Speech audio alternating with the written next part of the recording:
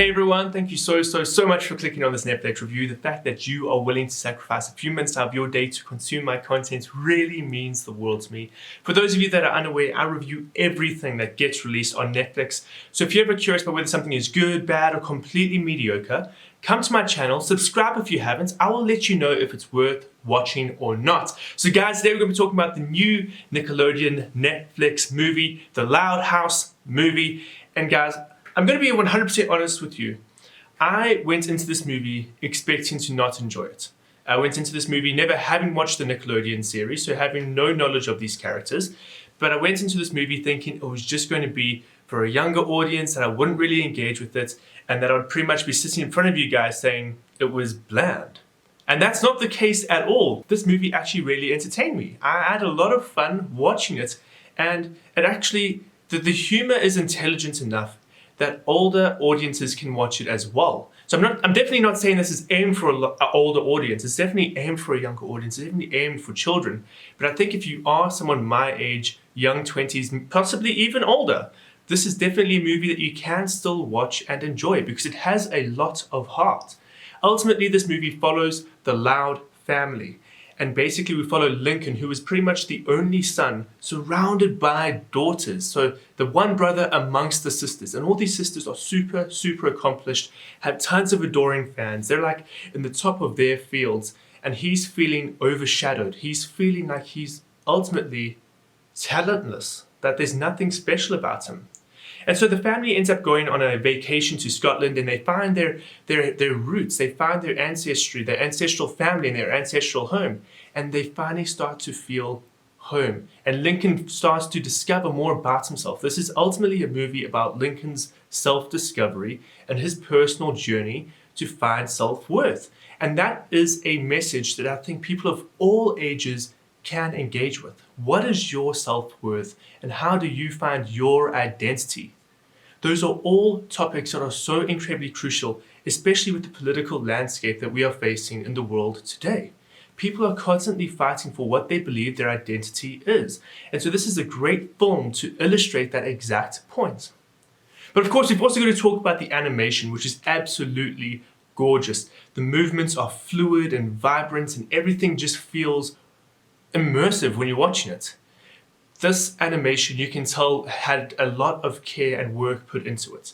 You can definitely just sit back, relax, and enjoy a well-animated film, and I really enjoyed that. It was beautiful animation. At first, I didn't necessarily enjoy the designs of the characters. Again, I never watched the series, but I thoroughly ended up enjoying it by the end. I thought it was really engaging, and it was childish in an engaging and immersive way. Again, I mentioned that I didn't watch the series, and that's actually fine. I think this movie does a great job of establishing the characters very early on. So even if you haven't watched the series, you can jump into this movie and enjoy it. I don't think I missed out on anything not having watched the series before watching the movie.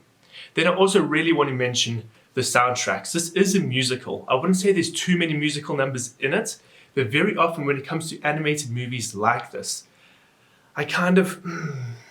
when I find out they're musicals, I'm kind of put off, because musicals can either be brilliant and fantastic and the sounds are awesome, or it can be so unengaging. And very often when it comes to younger audience-based films like this, the musicals are just there to buy time.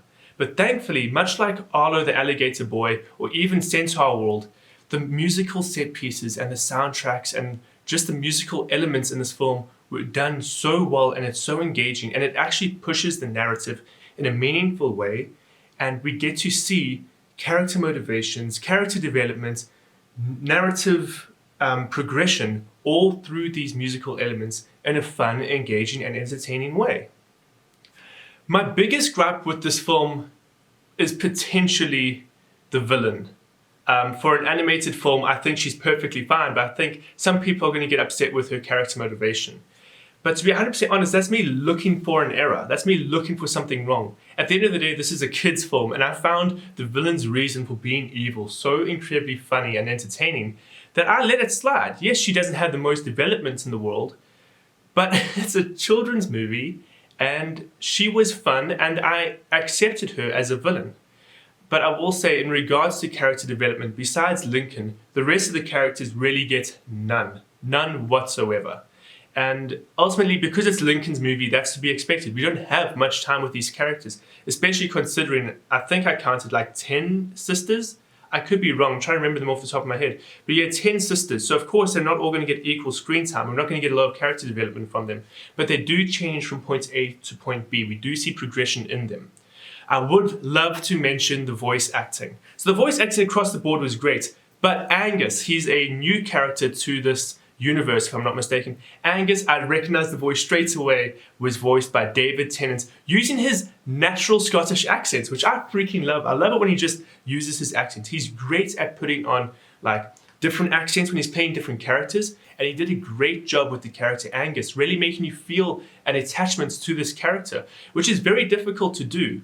So when you have an existing franchise like The Loud House, okay, again, I never watched the series, but I think they did a great job of bringing Angus in and interacting with these established characters, but they did it in such an organic way, and they gave Angus enough characterization and an enjoyable script that he didn't feel out of place with our established characters. He didn't just feel like a new character that was just there. He felt like he was born to be in that universe with them. But guys, thank you so much for watching my review. It really means the world to me. If you haven't yet, please subscribe, give this video a like, and I hope to see you again in another review.